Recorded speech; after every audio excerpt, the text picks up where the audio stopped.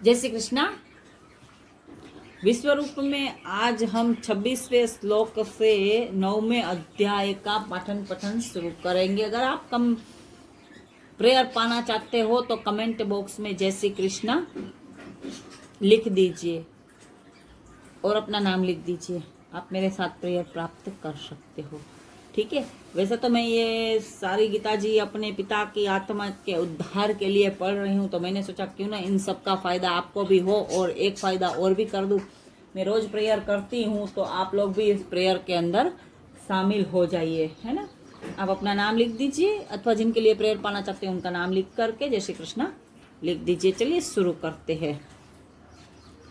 जो कोई भक्त मेरे लिए प्रेम से पत्र, पुष्प, फल, जल आदि अर्पण करता है, उस शुद्ध बुद्धि निष्काम प्रेमी भक्त का प्रेम पूर्वक अर्पण किया हुआ वह पत्र पुष्पादि में सगुण रूप से प्रकट होकर प्रीति सहित खाता हूँ।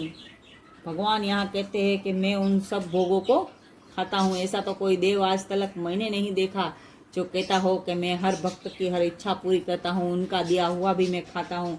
लेकिन वासुदेव भगवान श्री कृष्ण इतने उदार है, इतने दयालु है। वैसे तो मैं काल भैरव की भक्त हूँ, परंतु वासुदेव श्री कृष्ण के मार्ग पर चलाने वाले ही मेरे पिता है मुझे। चलिए आगे शुरू करते हैं। जय श्री कृष्ण। हे अर्जुन, तू जो कर्म करता है, जो खाता है, जो हवन करता है, जो दान देता है और जो तप करता है, वह सब मेरे अर्पण कर। भगवान कहते हैं जो भी आप करते हो सब क्रिया मुझे अर्पण करो, मुझे मिल जाएगा और तुझे इसका फल मिल जाएगा। कहने का तात्पर्य आज ये है।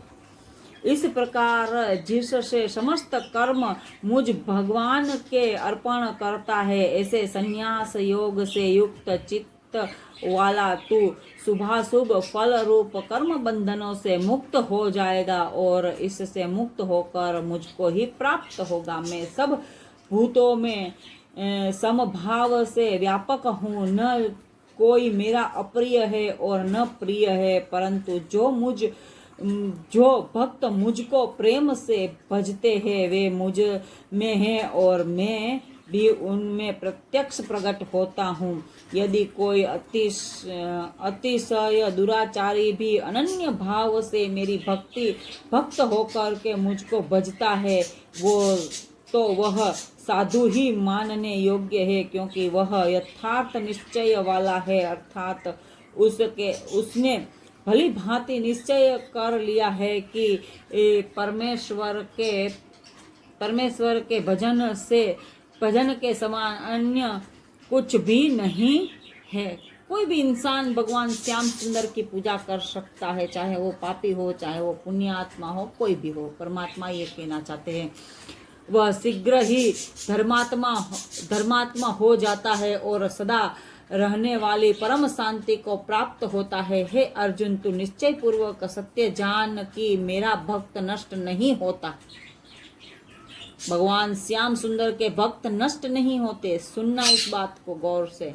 हे अर्जुन, स्त्री, वैश्य, शूद्र तथा पाप योनि, चांडाल आदि जो कोई भी हो, वे भी मेरी शरण होकर परम गति को प्राप्त करते हैं। परमात्मा हर जीव को परम गति प्रदान करते हैं। इसका तात्पर्य ये है। फिर इसमें तो कहना ही क्या है। जो पुण्यशाली ब्राह्मण तथा राजर्षि भक्तजन मेरी शरण होकर के परम गति को प्राप्त होते हैं, इसीलिए तू सुख रहित और क्षण भंगुर इस मनुष्य शरीर को प्राप्त होकर के निरंतर मेरा ही भजन कर। मुझ में मन वाला हो, मेरा भक्त बन, मेरा पूजन करने वाला हो, मुझको प्रणाम कर। इस प्रकार आत्मा को मुझ में नियुक्त करके मेरे परायण होकर के तू मुझको ही प्राप्त होगा। ओम तत्सदिति। श्रीमद् भागवत उपनिषत्सु ब्रह्म विद्यायाम योग शास्त्र श्री कृष्ण अर्जुन संवादे राज विद्या राजगुह्य योग नामक 9वां अध्याय समाप्तम।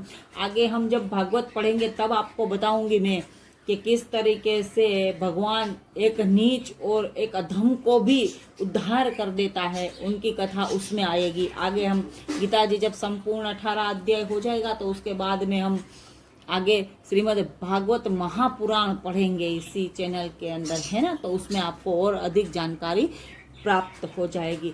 चलिए, जय श्री कृष्णा।